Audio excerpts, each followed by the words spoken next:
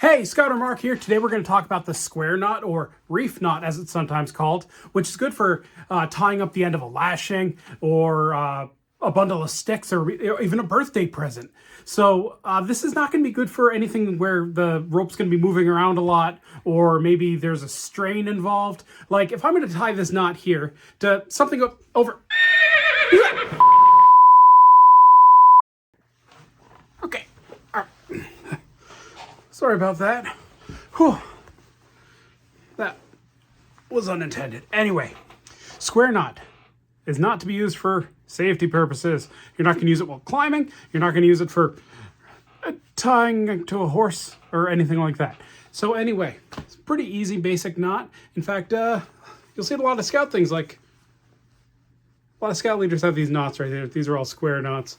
And it's pretty easy, basic knot, as long as you know your left from your right, which is pretty easy to remember. Or was it?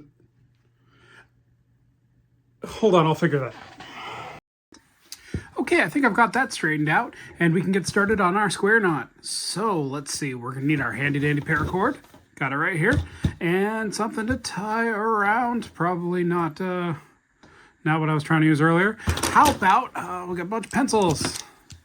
A little stand-in for a pile of sticks or something. So first we've got our left and our right. We've got our two ends. Left, over, right, and then around. So you can see there.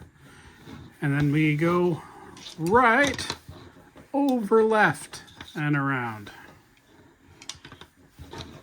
Could be tighter because I didn't really pull it tight, but there you go. There's our square knot. It should look like two interlocking U shape or horseshoe shape there. Yeah, can you see that? We'll do that again one more time.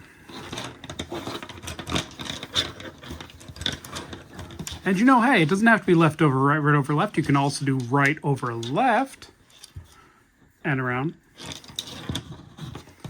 That time I'll pull it tight. Then left over right and go around.